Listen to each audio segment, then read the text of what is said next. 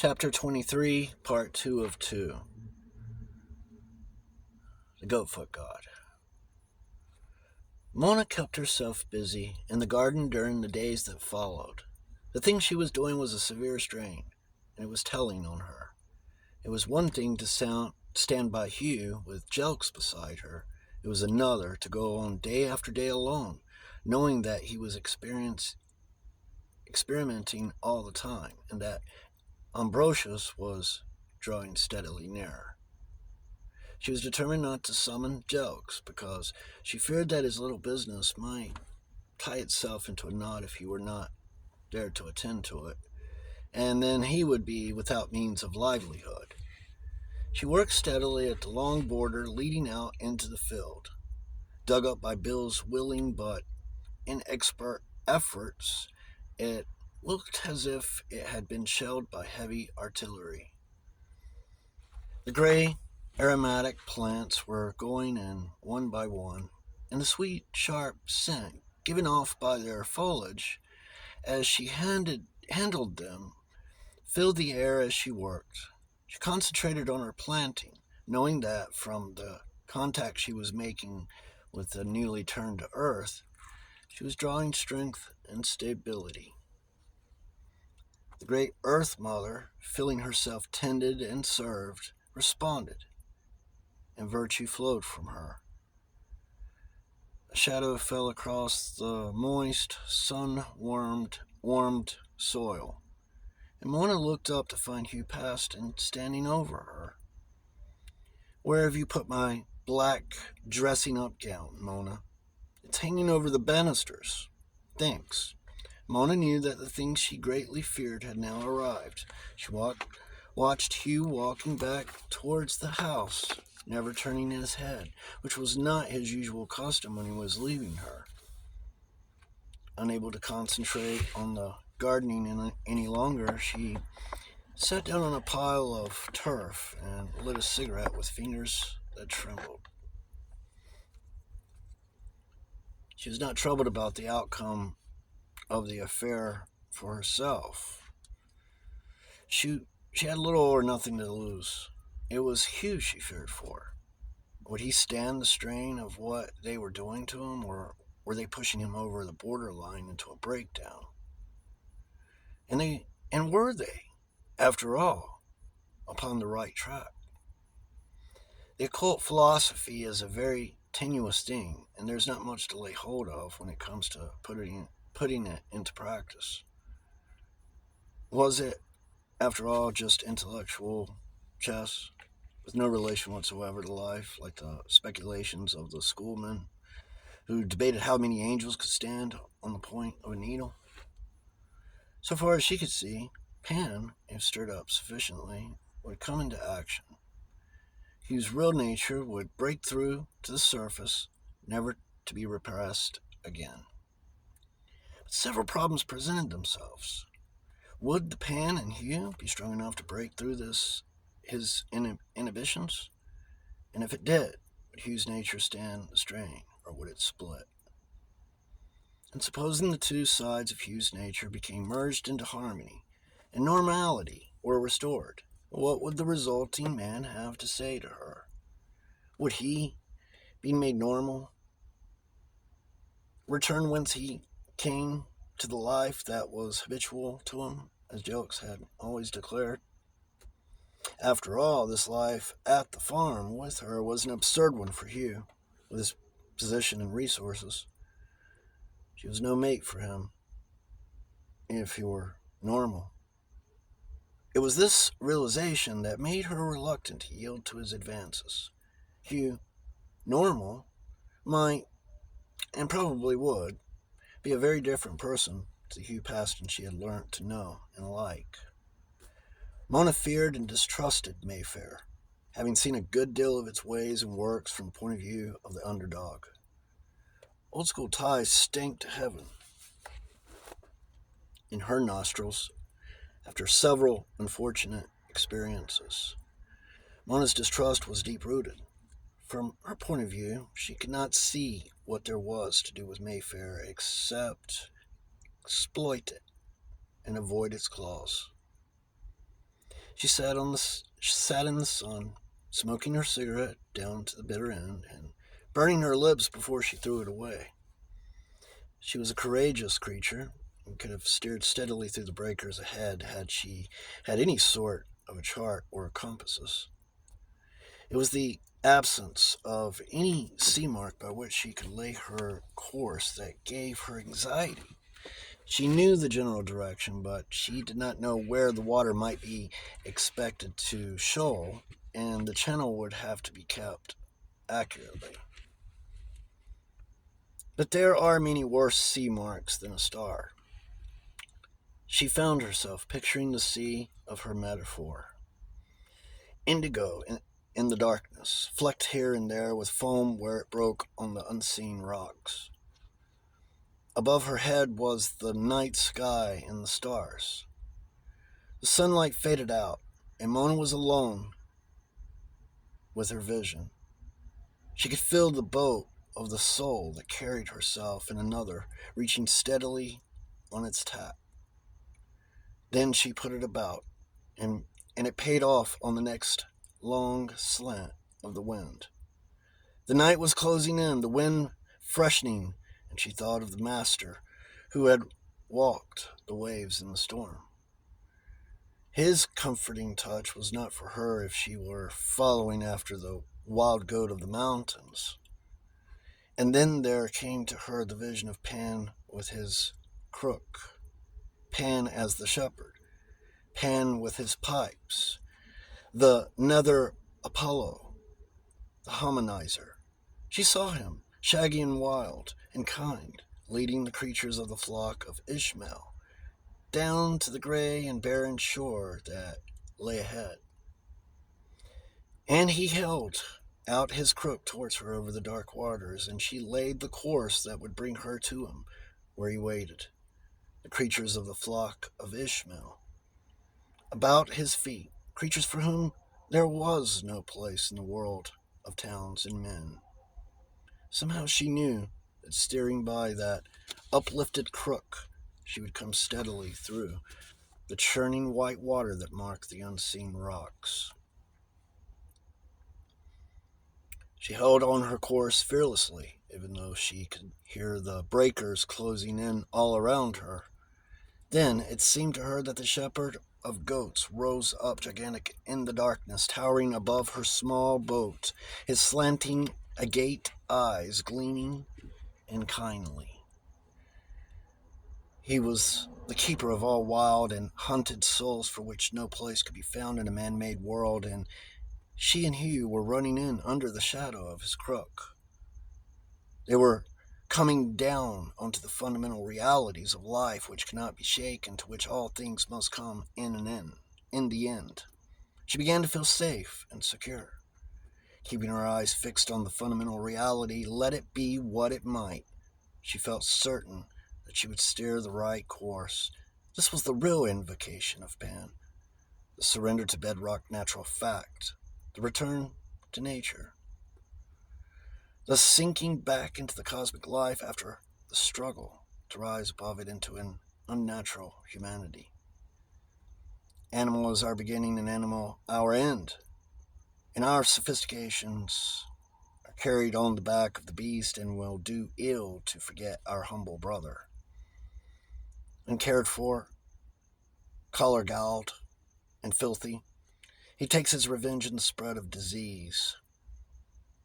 St. Francis spoke contemptuously of Brother Ass, but man is a centaur who is related to Pegasus on one side of the family. The wise Chiron, who taught Aesculapius healing, was carried swiftly on his 4 strong hooves. Perhaps there is a lesson in that for us. Mona awoke from her dream of goats and centaurs and breaking seas to find that the sun had gone in and the wind of spring was cold. All the same, she knew that she had received the blessing of Pan on her enterprise because she had given her undeviating loyalty to things natural, because she had said what is truth. and set to work to pursue it. The gong summoned her to lunch, but Hugh did not appear. She sent silly Lizzie, now radiant, so radiant that Mona could only conclude that she had sinned again, up to his bedroom to see if he were there, but drew blank. Alarmed, which was hardly reasonable, for to be late for lunch does not necessarily argue tragedy, Mona ran across to the chapel and drew blank once more. Hurrying back through the cloisters, she noticed that the door into the main building stood ajar with a huge key in the lock. Work on the main building had come to a standstill since Mr. Pinker had finished his share of it and departed, and there had not yet begun on the furnishings. Decorating there was none, for all was stone. The big stove in the cellar had done its work, and the place struck warm as she entered, for stone, once warmed up, holds the heat well. She ran from the one big room to the other, but they were empty. Peered into the cellar, but that was empty too, so far as she could see. Then upstairs and along the long lines of cells, all empty. Up again into the chapel and the gable, empty also. Mona, now thoroughly scared, for there was a sense of impending evil about the place, ran down the worn, twisting steps of the stairs again and down into the cellar, the only place she had not searched thoroughly.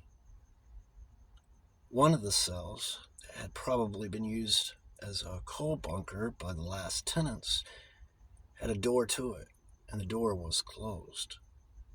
Mona pushed it open and looked in.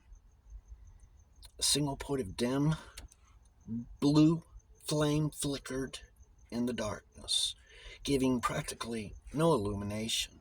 But by the light coming down the stairway behind her, she saw that Hugh, clad in his monk's robe, lay on a roughly made bench, his cowl drawn over his face. The dim blue flame came from his cigarette lighter, which he had stood burning in a niche high up in the wall. He did not stir at the sight or at the sound of the opening door.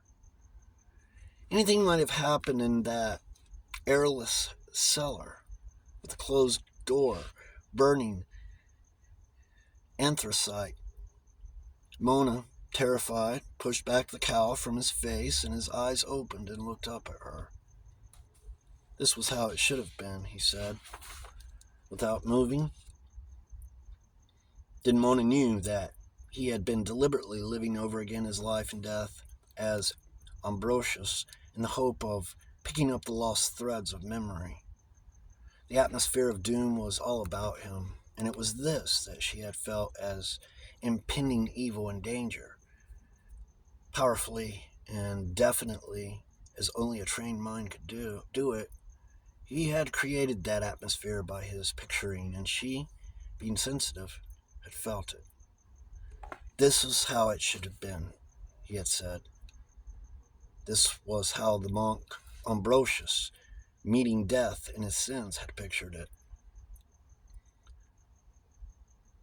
The succuba of his dreams, the woman he had never seen in real life, had come to open the prison doors, and he would be free on the hillside of Greece, where the shepherd of goats awaited him.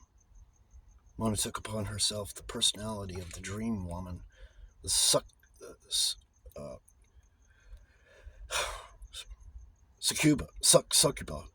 the visitant from the wide free world of the unseen.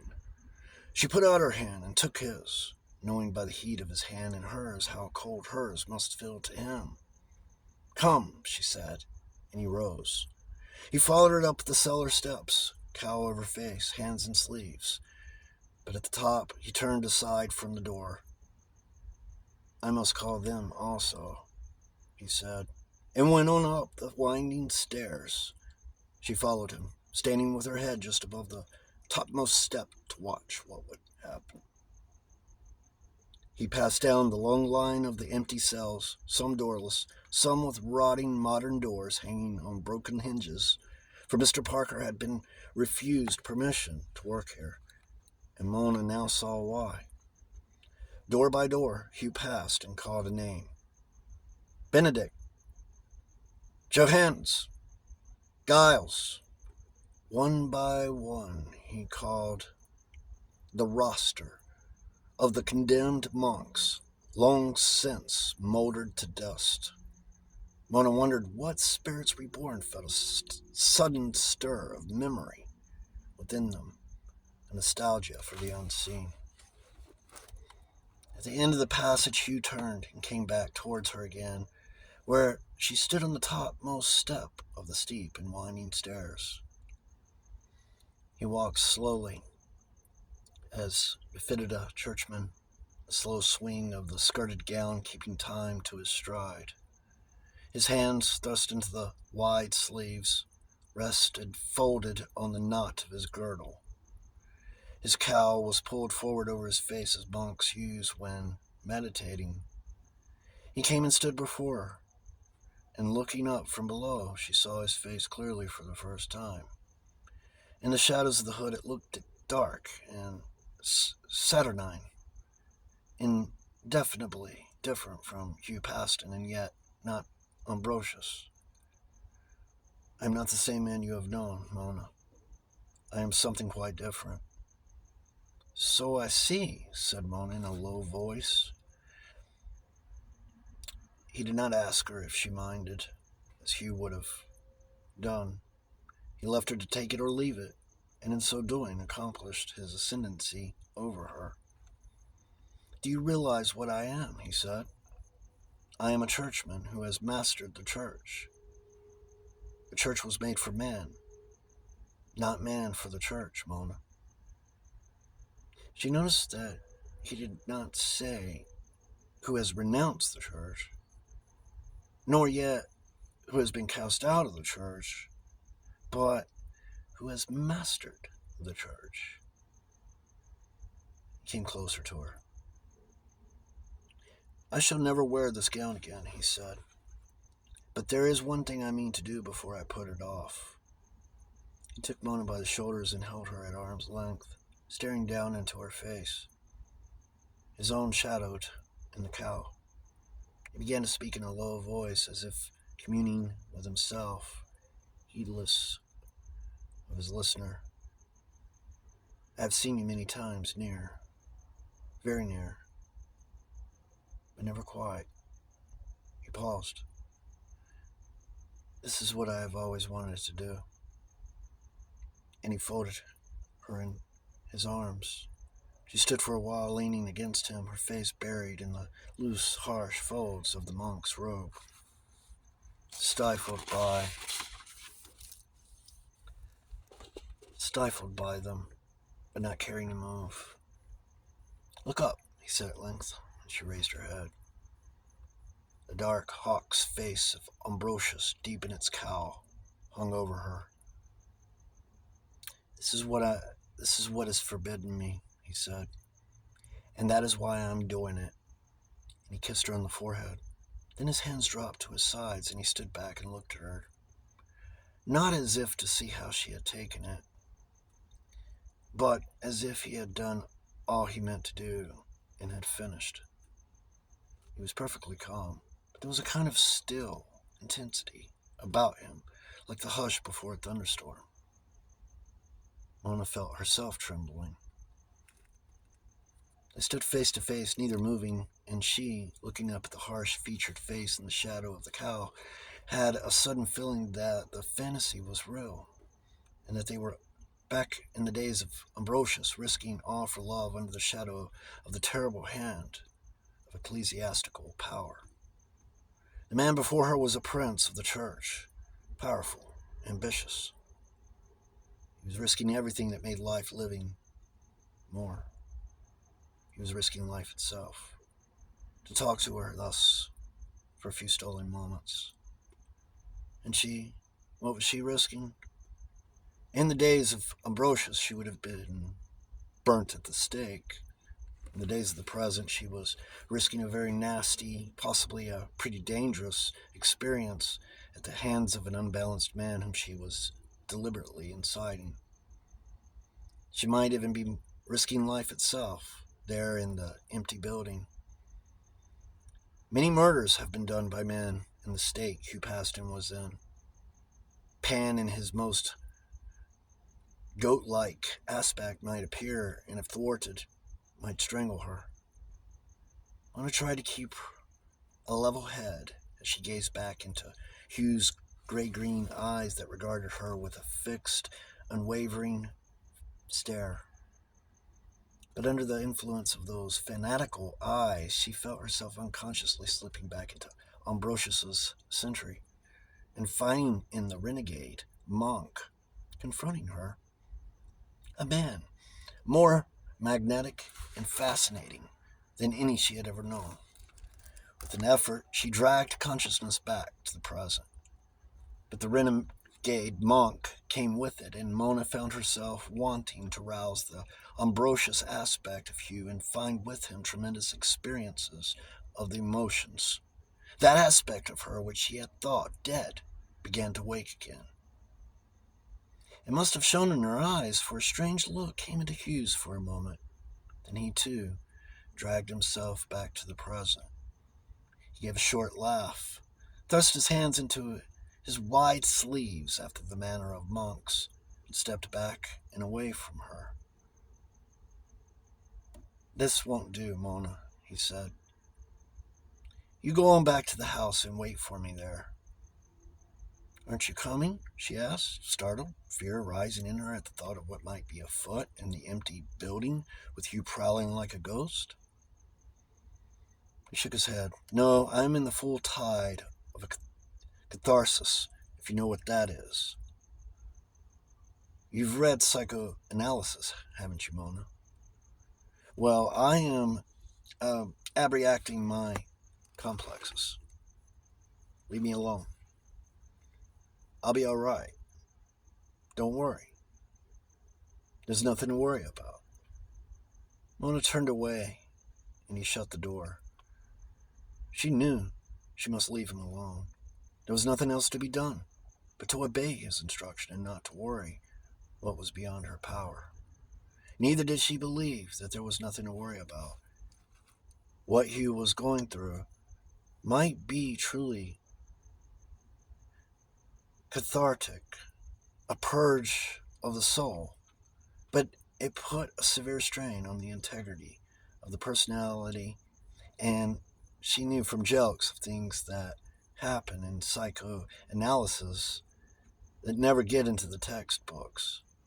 Personalities sometimes come to pieces at such times, and the results have to be certified.